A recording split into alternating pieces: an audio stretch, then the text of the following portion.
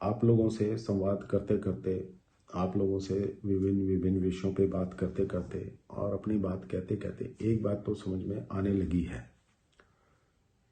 ऐसा महसूस होता है कि सरकारें चाहे किसी भी जगह हो, किसी भी देश में हो, बहुत ज़्यादा जनता को समृद्ध बनाने की कोशिश नहीं करती हैं।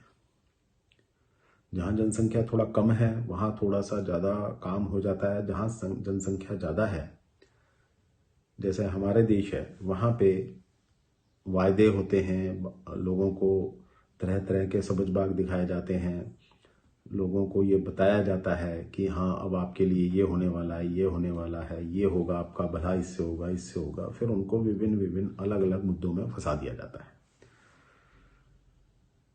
अगर हम अपना इतिहास देखें, आज़ादी के बाद पिछले 73 साल का, हर सरकार ने कहा है कि गरीबी से हम कैसे आपको निजात दिलाएं, गरीबी भगाओ, गरीबी भगाओ, गरीबी भगाओ। लेकिन आज तक गरीबी तो भागी नहीं। आखिर क्यों?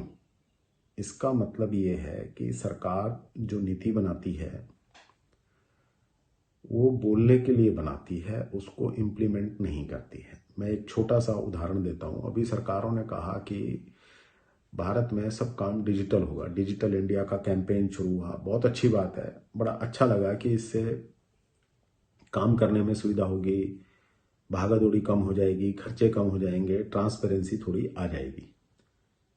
हुआ क्या? डिजिटल इंडिया का शोर मच गया, खूब अच्छे तरीके से एडवर्टाइजमेंट हुआ, सब कुछ हुआ, ऑनलाइन प्लेटफॉर्म्स चालू हो गए, ये सब बातें शुरू हो गई। लेकिन वो चलता कहाँ है? नेटवर्क तो हमारे यहाँ आता नहीं है। इंटरनेट का कनेक्शन आप देख लीजिए कितना स्लो है। तो इससे कैसे होगा? ये मैं रोज वीडियो बनाता हूँ आपसे संवाद करने के लिए, जो लगभग 6-7 मिनट से लेकर 10 मिनट के आसपास की होती हैं। क्या आप मानेंगे इस बात को कि इसको डाउनलोड होने में ही 17-18 मिनट लग जाते हैं? जबकि मैं दिल्ली में हूँ। दिल्ली जो देश की राजधानी है, वहां पर अगर ये स्थिति है तो भारत के और क्षेत्रों में क्या होगा? हमें ये कहा गया कि अब जितनी बैंकिंग होगी सब ऑनलाइन होगी। क्या गांव में ऑनलाइन बैंकिंग की सुविधा है? अब आप कहेंगे ऑनलाइन बैंकिंग की सुविधा के लिए बैंक का होना जरूरी नहीं है। आपके पास एक फोन होना चाहिए और आप उससे सारी बात कर लेंगे। फोन तो हो जाएगा, लेकिन वो नेटवर्क कहाँ है? नेटवर्क का तो दिक्कत है और उसको कोई ठीक करने को तैयार नहीं। कितनी कंप्लेंट कर लो, कितनी बात कर लो, सब कुछ कर लो, मंत्री का भी वक्तव्य आ जाता है, सरकारों में अधिकारियों का वक्तव्य आ जाता है, हाँ जी बात कर रहे हैं, ये कर रहे हैं, वो कर रहे हैं, लेकिन रिजल्ट 0 बटे सन्नाटा। आप फोन कीजिए, फोन मिलाइए मोबाइल फोन से, आप एक बार अपनी बात ढंग से नहीं कर सकते जब तक कि उसको 2-3 बार नहीं मिलाएंगे। या तो फोन कट जाएगा या आपको काटना पड़ेगा क्योंकि उसमें डिस्टरबेंस है। तो ऐसे में डिजिटल इंडिया क्या चलेगा? मैं डिजिटल इंडिया के खिलाफ बात नहीं कर रहा हूं, मैं ये सिर्फ मानसिकता दिखाने की कोशिश कर रहा हूं कि सरकारें बातें तो खूब करती हैं, लेकिन उसके लिए जो इंफ्रास्ट्रक्चर बनाना होता है वो नहीं बनाती हैं, जिसकी वजह से लोगों को ये तो लगता है हाँ जी काम हो रहा है, काम हो रहा है और बहुत बढ़िया होगा, लेकिन वो होता नहीं है। अब सरकार में सरकार के डिपार्टमेंट कहीं रजिस्ट्रेशन करवाना हो, क्या आप मान सकते हैं कि उस रजिस्ट्रेशन को करवाने के अंदर कितना थकान हो जाती है? उनके सिस्टम ही काम नहीं करते हैं। अभी एक एग्जांपल देता हूं, जेम गवर्नमेंट ऑफ इंडिया का एक पोर्टल है जिस पे रजिस्ट्रेशन करवाइए तो सरकार के डिपार्टमेंट और कोई भी उस पे से माल खरीद सकता है। बहुत अच्छा सिस्टम बनाया सरकार ने, जो कि बड़ा अच्छा लगा।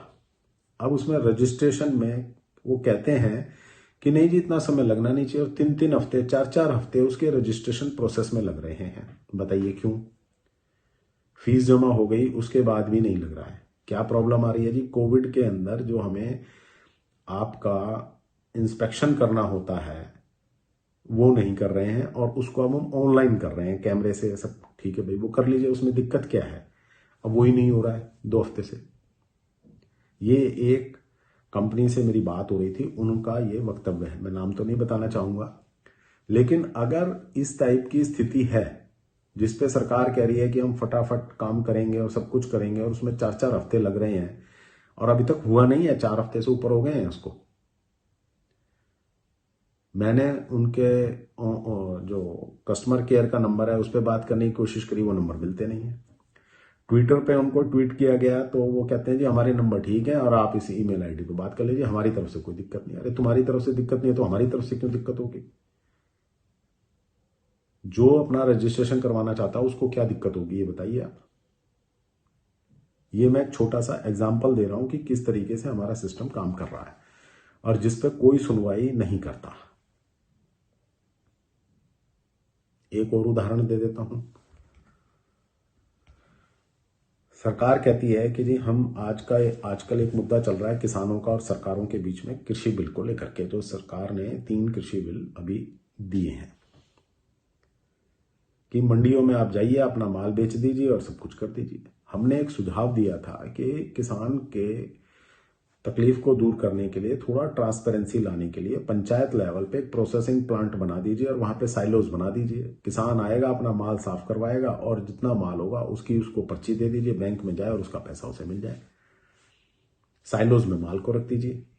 आपको पता है कि इस साइलोज में 10,000 टन माल है, 20,000 टन माल है, 25,000 टन माल है और वो निकल करके चला जाएगा। क्या आपको पता है ये सिस्टम लागू करने में नहीं सरकार लागू करेगी?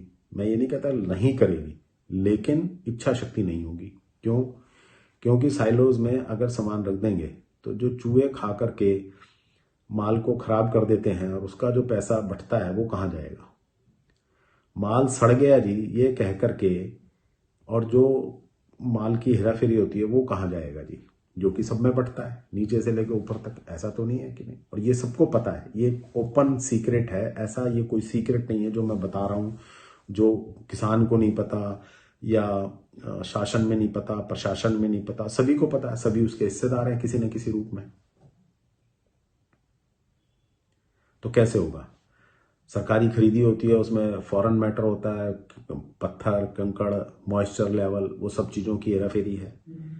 तो वो सारा जो नेक्सस है, वो जो सारा नेटवर्क है, वो काम कर रहा है। उसमें आप ये बताइए कि कैसे ठीक होगा? ये ठीक तो जब भी हो सकता है जब मन में ईमानदारी आ जाए कि नहीं, अब हमें काम करना है और ये काम करेंगे।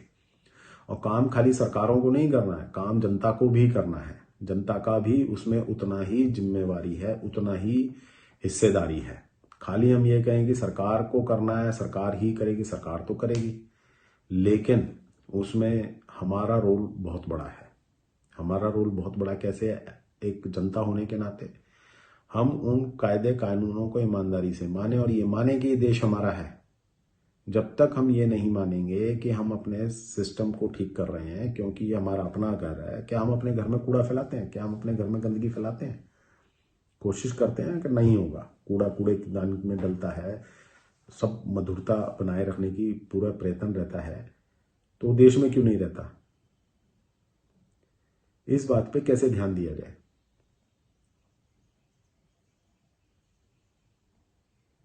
ये बहुत छोटे छोटे विषय हैं, लेकिन ये इतने बड़े विषय हैं जो कि देखने में, सुनने में छोटे लगते हैं, लेकिन उनका इम्पैक्ट बहुत बड़ा है।